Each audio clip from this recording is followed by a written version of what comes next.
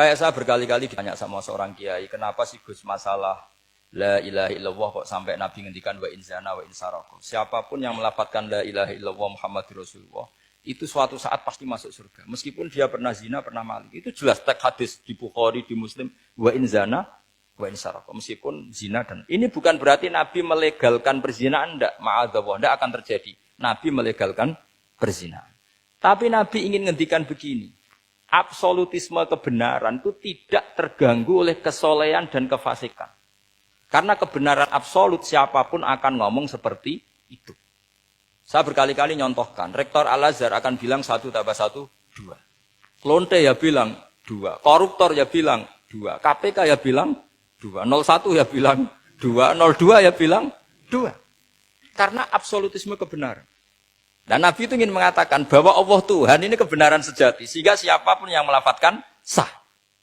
Jika orang yang kafir 70 tahun sekali melafadzkan syahadat, sah. Tidak usah begini.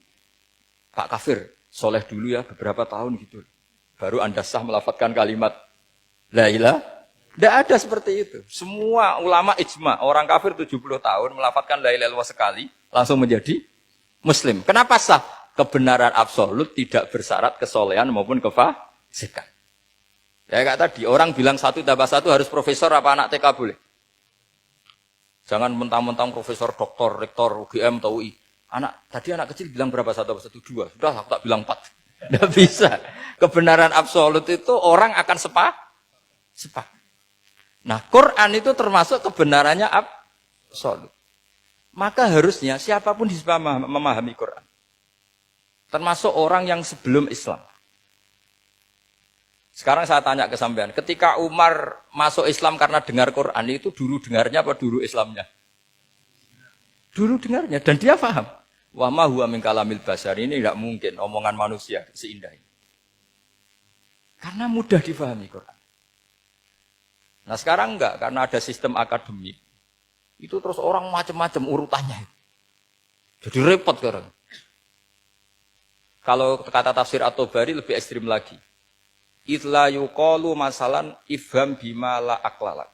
Jadi orang-orang kafir ini kan, orang-orang kafir Mekah ini kan Rasulullah jadi nabi ini kan semua orang masih kafir. Enggak ada mahasiswa UI, enggak ada orang NU, enggak ada orang Muhammadiyah. Semuanya orang kafir, semuanya masih kafir. Terus Nabi membawa Quran, maka khitab pertama itu bukan ya ayuhan nahdiyun, ya ayuhal muhammadiyun. Khitab pertama kul ya ayuhal kafirun, karena pendengarnya semuanya kafir. Dan itu mereka paham. Tapi nanti soal hidayat nomor 2. Tapi mereka itu yang jelas paham. Sehingga banyak orang kafir yang menjadi muslim karena mendengar Al-Quran.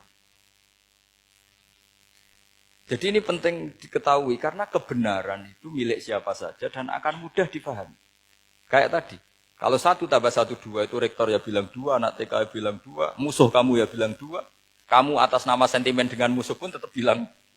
Nah di sini kadang Nabi ngendikan mangqala la ilaha illallah dakhalal jannah wa in zana wa in saraka. Proporsinya seperti itu, bukan berarti Nabi melegalkan zina, bahwa kalimat ini kalimat yang kebenarannya absolut sehingga siapapun sah mengatakan itu, meyakini itu meskipun punya masa lalu seperti itu.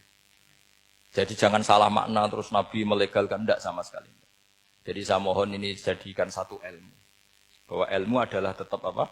Ilmu. Sehingga ada ayat kulil ladzina kafaru iyantahu yughfar lahum ma qad salam. Katakan kepada orang-orang kafir sekali menghentikan kekafirannya yughfar lahum ma qad salam. Maka kekafiran di masa lalu dianggap hilang dan dia hanya dengan status yang sekarang yaitu seorang mukmin. Karena dia disahkan melafadzkan la ilaha illallah.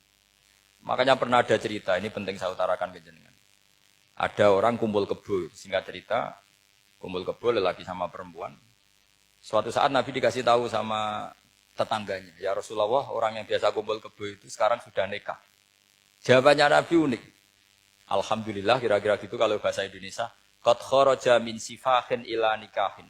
Dia sudah keluar dari tradisi zina, sekarang dia sudah dengan kehormatan nikah. Maksudnya gini, kalau malam Senin dia belum nikah, kumpulnya kan masih kumpul kebo bertahun-tahun gitu. Paginya dia nikah, malamnya kumpul sudah kumpul sunnah. Karena sudah nikah. Jadi tak sama seperti tadi. Kalau dia belum melafadzkan kalimat tauhid, ya statusnya dia kafir. Sekali melakukan kalimat tauhid, ya statusnya dia muslim atau mukmin. Sama. Ketika hubungan intim tanpa nikah namanya sifah perzinaan. Sekali nikah ya namanya sunnah. Jadi semudah itu. Dan Nabi tidak tanya macam-macam. Mau ngendikan qad kharaja min sifahin ila nikahin. Sudah keluar dari tradisi sifah menuju nikah. Pertanyaannya gini, kenapa enggak disyaratkan ini itu untuk nikahnya? Misalnya macam-macam. Ya sebetulnya syarat itu pasti ada, cuma begini loh.